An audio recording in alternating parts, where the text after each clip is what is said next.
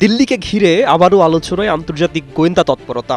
কালবেলার অনুসন্ধান অনুযায়ী ক্ষমতাচ্যুত প্রধানমন্ত্রী শেখ হাসিনাকে কেন্দ্র করে ভারতের রাজধানীতে সক্রিয় হয়ে উঠেছে একাধিক আন্তর্জাতিক চক্র। আর সেই নৈপথ্যে উঠে এসেছে বাংলাদেশি যুবক মোহাম্মদ জিম জুবাইদের নাম।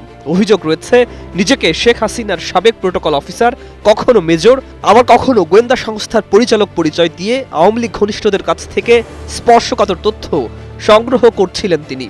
দিল্লি ও ভারতের বিভিন্ন এলাকায় অবস্থান করে এসব তথ্য আন্তর্জাতিক বিভিন্ন গোয়েন্দা নেটওয়ার্কে পৌঁছে দিচ্ছিলেন জিম।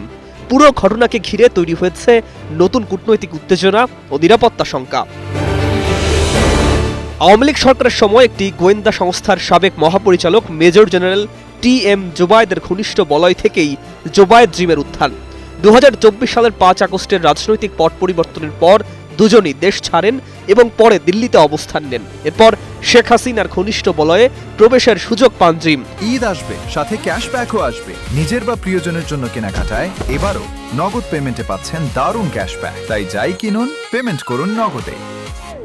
অভিযোগ রয়েছে আওয়ামী লীগের পলাতক নেতাদের সঙ্গে সম্পর্ক গড়ে তুলে তথ্য সংগ্রহের নেটওয়ার্ক বিস্তার করেন তিনি। তবে একাধিক সূত্র বলছে শেখ হাসিনার প্রোটোকল টিম, গণভবন বা আওয়ামী লীগের সাংগঠনিক কাঠামোর সঙ্গে তার কোনো আনুষ্ঠানিক সম্পৃক্ততা ছিল না, বরং ভুয়া পরিচয় ব্যবহার করে বিভিন্ন মহলে প্রবেশাধিকার নিতেন তিনি।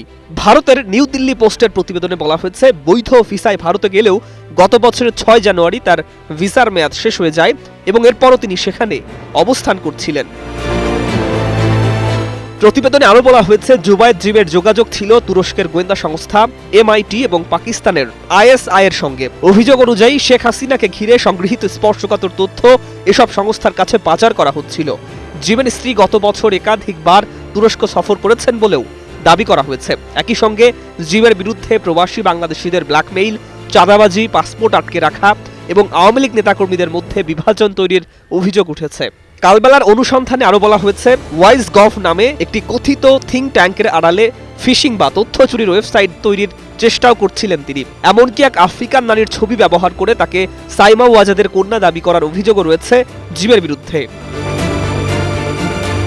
জুবায়েদ জিমের ব্যক্তিগত পরিচয় নিয়েও রয়েছে বিতর্ক। গাইবান্ধার সাদুল্লাপুর উপজেলার ধাপেরহাট এলাকায় এই যুবকের জন্ম। তিনি পাঞ্জাব ইউনিভার্সিটিতে ফরেনসিক সায়েন্সে PhD করার পরিচয় ব্যবহার করতেন। ভারতীয় সূত্রের দাবি, তিনি নৌবাহিনীতে ক্যাডেট থাকা অবস্থাতেই বহিষ্কৃত হন। তবে তার পরিবার বলছে, তিনি 2013 সালে নৌবাহিনীতে যোগ দিয়ে 2021 সালে স্বেচ্ছায় চাকরি ছেড়েছেন। স্থানীয়দের ভাষ্য অনুযায়ী অনেক আগে থেকেই ঢাকায় থাকতেন জিম এবং নিজেকে বড় দায়িত্বশীল ব্যক্তি হিসাবে পরিচয় দিতেন। এলাকায় অনেককে চাকরি দেওয়ার প্রতিশ্রুতিও দিয়েছিলেন বলে দাবি স্থানীয়দের। আর এই পুরো বিষয়টিকে গুরুত্ব দিয়ে দেখছে ভারতের নিরাপত্তা সংস্থাগুলো। ভারতের ন্যাশনাল ইনভেস্টিগেশন এজেন্সি সহ বিভিন্ন সংস্থা জিমের গতিবিধি নজরদারিতে রেখেছে বলে দাবি করা হয়েছে।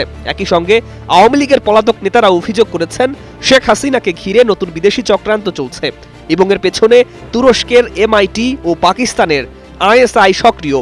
কূটনৈতিক বিশ্লেষক মুন্সি ফয়েজ আহমেদ বলেছেন, বাংলাদেশ ভারত সম্পর্কের মধ্যে অবিশ্বাস তৈরি করতে তৃতীয় কোনো পক্ষ সক্রিয় থাকতে পারে, তবে প্রমাণ ছাড়া কোনো উপসংহারে পৌঁছানো ঠিক হবে না বলেও সতর্ক করেন তিনি।